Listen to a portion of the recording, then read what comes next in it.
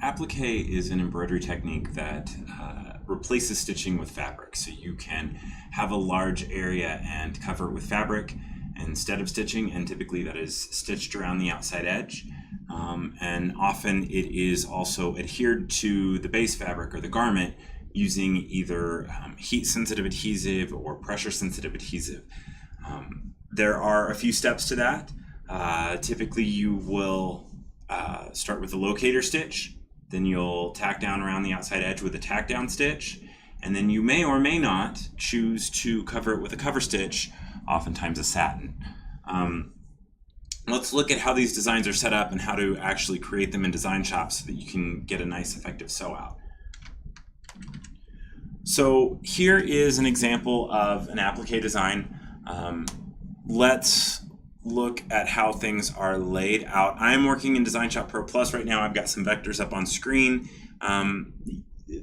That's just for visual purposes. To manually digitize something, all you have to have is the ability to digitize. So as long as you have that ability in your software, you're good. All right, so let me hide all of this. The first thing that I said typically sews is a locator stitch. And that is usually the shape of your applique. And there are kind of two big ways that people will deal with applique and getting things cut to the right shape. So some people will hoop up a garment, lay down the material, sew this shape around it, and then very carefully cut around the outside edge of that stitching so that there's only fabric on the inside and just a little bit hanging out.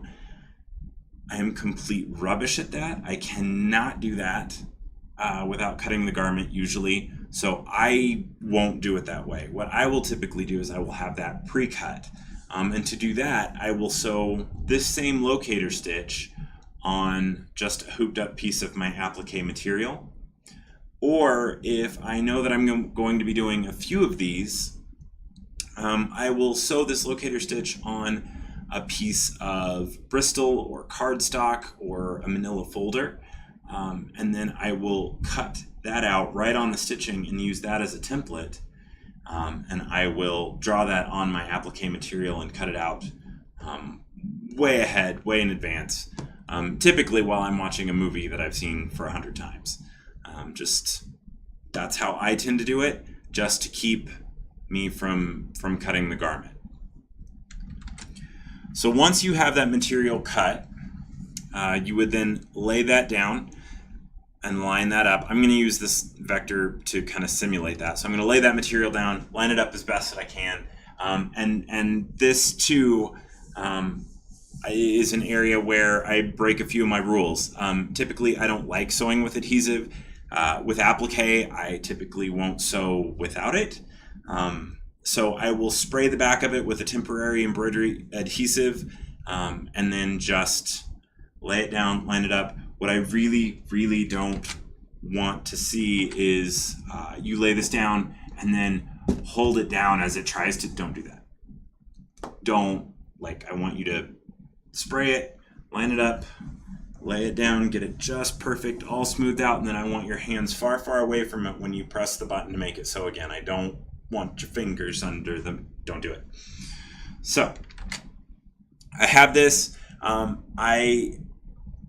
I have the locator stitch as one color, and then I have the tack down as a different color. Even if I'm going to sew them in the same thread color, I will have them as two separate color blocks. And the reason that I do that is when it goes over to the machine, I want to be able to put in an applique stop. And then again, that's over at the machine. It happens between color blocks, but I want to be able to stop the machine between my locator stitch and my tack down stitch to lay down that material.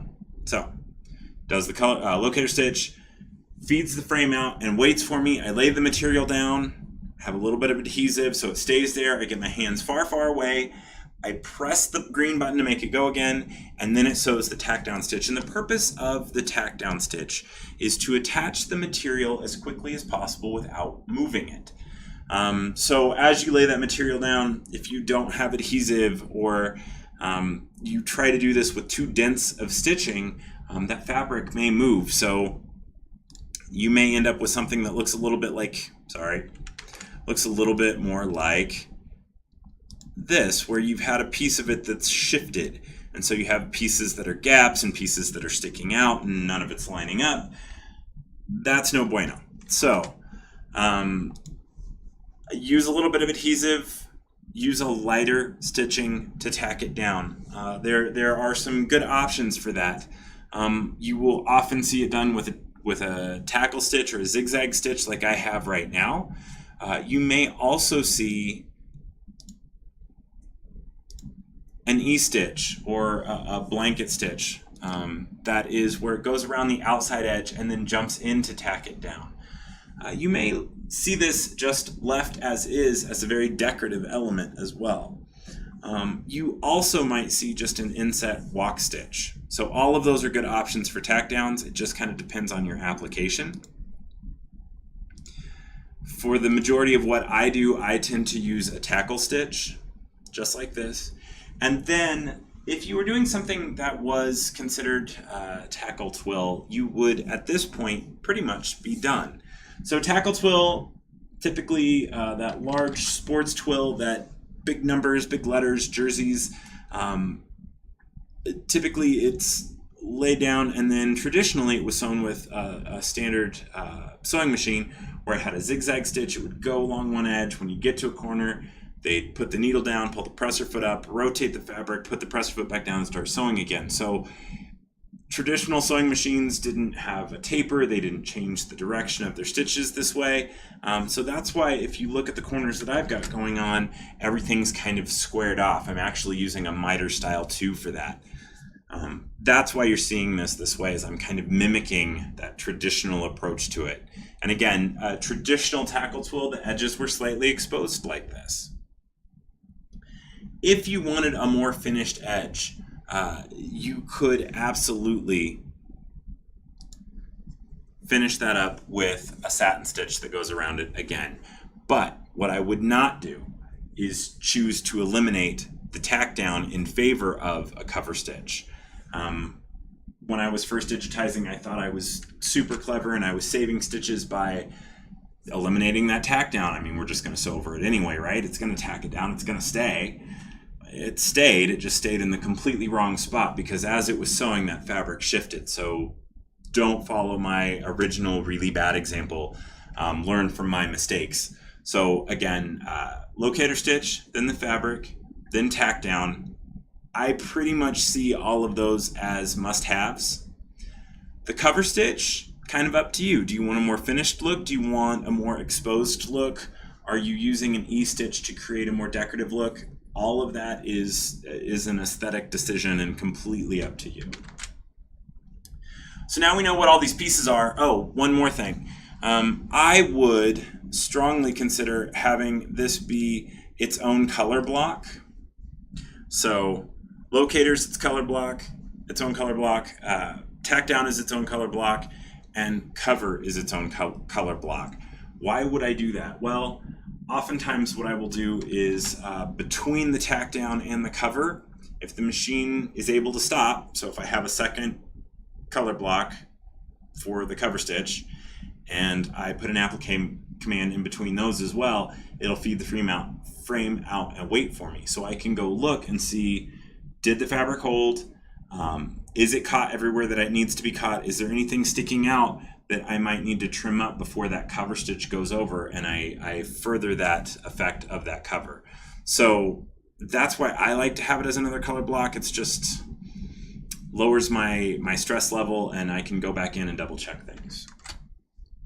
All right, so now I have this done and it's beautiful, but we didn't actually digitize this. So now that we know kind of how to run it and what the pieces and parts are, let's look at actually how to set it up. So I will go here where I have the same artwork. All I did was copy and paste it. I have a vector up on screen. It does not matter. You could do it with a vector. You could do it with a raster. It's completely up to you. As long as you can digitize, you can do this. All right, so I'm going to start out with that locator stitch. And that locator stitch, for me, is going to be a walk stitch. So I'm going to grab my walk input method. And then I'm going to start digitizing. I think I'll start here, and I will come around. I'm going to have to zoom in. I thought I could do it out here, but it is driving me crazy, so I'm going to zoom in. And I am holding Alt as I digitize, and that is snapping my line to those 15-degree increments. So when I'm dealing with these right angles, it is much faster for me. All right, so as I come down here, holding Alt is going to be a problem, so I'm going to let go of Alt to get into this corner. Come back up. Now I'm going to start holding Alt again to snap to those 15-degree increments.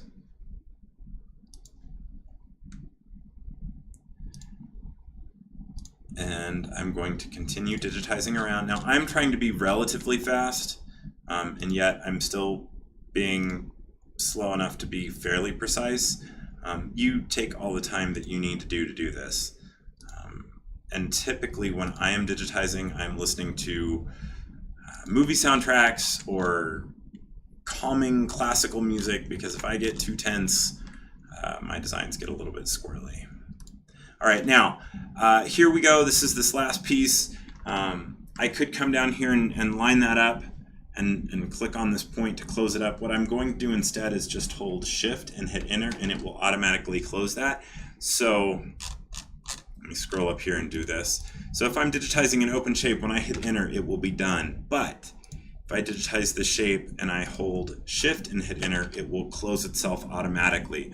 So that's a nice handy little kind of keyboard shortcut, quick tip tool to use. But right now, I have my outline, my locator stitch. Now, I don't love how that's lining up, so I'm going to nudge this over a bit until that's perfectly vertical.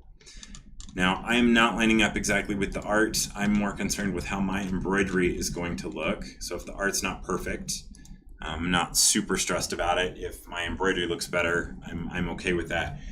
Depending on your artwork, you may need to shift things one way or the other. All right, so now that I've got my locator stitch, what do? Well, I need a different color, or at least a different color block, and then I'm going to start digitizing my tack down. To do that, I'm going to grab a single line, because I'm going to use this. It's going to be the same width all the way throughout the form. I'm going to use a zigzag. I think that'll work really well. If you wanted to do an inset walk, you could grab a walk and just come in a little bit and start digitizing around. How far in is up to you. I am not so great with placement and precision, so I give myself a little bit more room than others may. So I hit escape to get out of that, because that's not really what we're going to do. We're going to use a single line, and you can come in and digitize around this and lining everything up and being absolutely perfect and getting right on top of your previous elements.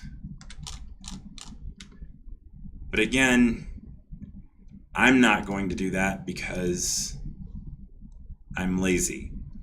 If you have change element type available to you, you can use it to speed up this process. So I'm going to hit escape because I do have that. If you don't, you would just digitize around the whole thing. I do have change element type. So what the heck is change element type? Change element type is a tool that we have that allows you to take a walk element and change it to a single line center, or a column element and change it to a fill, or kind of any of those kind of combinations. So I have my walk normal. I have all of those input points. I just want them to be a different type of element. So I am going to use change element type. So I have it selected. I click on change element type, and it says you are changing from a walk to a what, and I say single line. And then do I want to replace it or do I want to add it? I am going to add it because I want a tack down and a locator stitch. So here I have my single line element. I'm going to make it a different color. And then the other things that I need to do now are start to address some of my properties because it's already there. All of my stitches are there. My wireframe element is perfect. I just need to go tweak some pieces. I'm going to right click and I'm going to go to properties. I'm going to turn off auto density because I don't want auto density and I want a tackle stitch. So now I've got a tackle stitch. That's pretty good. Now, I am not always the greatest with scissors, especially if I'm dealing with hand cut stuff. Now, if you were doing a ton of these, you could send off your locator stitch to a cutter. So if you had a cutter with a blade, or you could send it off to somebody to laser cut it or water jet cut it, you've got all those options, and there's a plethora of places that will do it for you. And all they need is that walk normal, that cut line, or that locator stitch. I hand cut sometimes, and I am not as precise as I need to be for a 2mm tack down stitch, which is what we have currently. So I'm going to go in and I'm going to change that. I'm going to change my width to 30 points or 3mm. The other thing that I'm going to do is I'm going to move my line. You know what? I've got underlay under here. This is one of the few times I'm not going to use underlay, because I don't want the extra stitching to move my fabric. So I'm going to turn underlay off. I changed my width to 30. The other thing I'm going to do is I'm going to move the majority of my stitches to the inside of my shape. So I'm going to go to properties, I'm going to go to single line, I'm going to go to custom, and we'll try 80. And I got it right. So now 80% of it is on the inside, 20% is on the outside, and that's going to be excellent. If you get it wrong, like if I had typed in 20, I would just swap it out for 80. So 80-20 tends to work fairly well for me. Depending on my fabric, I may do a 75-25 kind of thing. Now, pardon me, these corners are not going to do me any favors. The stitches are bunching up. This is not going to work for me. So I'm going to go into my properties and I'm going to change the corners. And because I'm going to mimic that kind of traditional zigzag standard sewing machine kind of stitch, I'm going to enable my miter. I'm going to change that to a miter style 2. Let's hit apply to see that change. So now I've got that kind of squared off corner, but only in some places. If I come down here, it's not squared off anymore. So what I will do is I will change that angle to 120, and now it's going to hit pretty much anywhere I change a corner. It's looking pretty good. All right. Now, I do need to get rid of this travel stitch, so I'm going to move my entry point or my exit point. I'm not sure which one. But whenever you're duplicating and changing types and change element types, or sealing in those spaces with that shift enter, and you have your entry and exit point right on top of each other, it may generate a travel stitch like this. If that's the case, just move your entry or exit point to one side or the other and it will go away. So that's something that you may see, you may encounter it. That's kind of how you fix it. And then is this looking okay? No, not so great. This locator, or this stitch direction's not doing me any favors, so let me move this, and that's starting to look a lot better now.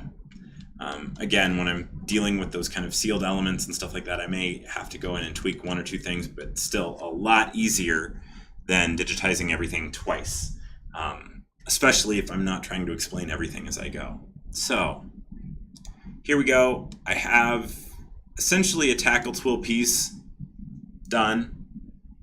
That works really, really well for me, and if I was doing tackle twill, I would be done at this point. But let's say I wanted a cover stitch. All right, I could digitize over everything again. No, we know I'm too lazy to do that. So what I'm going to do is I'm going to grab this piece, I'm going to right click on it, and I'm going to say duplicate. So now I have two pieces. That second piece, I'm going to go into properties. I'm going to change the stitch type to satin, because I want it to be a satin stitch. And then I really don't love these corners squared off like this. I want it to be a little more precise and a little cleaner for that cover stitch. So I'm going to go into corners. I'm going to change this to a miter style 1. I'll change this back maybe to 60 degrees, 75 degrees, I'm not sure which. That'll work. And so now I've got that miter happening in those corners, so I'm not dragging out stitches all kinds of really long and crazy. The other thing that I will do is I will go into single line and I will make my cover stitch a little bit bigger. So I'm going to go to 40 points and make that just a little bit bigger. Why do I do that?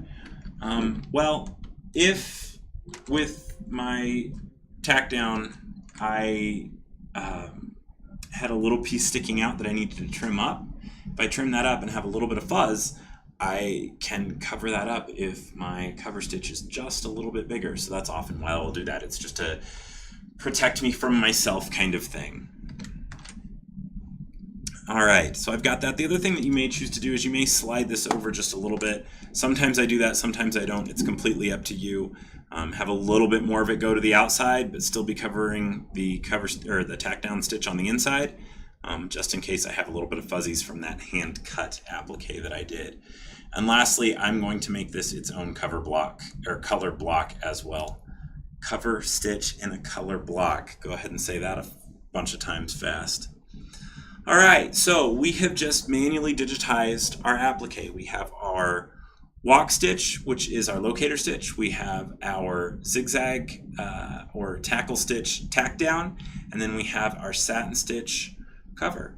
So you've got all the pieces. We manually digitized it, so if you have digitizing, you have the ability to create an applique design for you. Just go in, play with it, and get used to all the different steps and all the different pieces. If you can check out a design that has already been done as an applique, or if you sew one out, it will help you understand what you need to do to create it. But take a look, get to sewing, and enjoy applique. It's a really, really handy and nice technique for embroidery.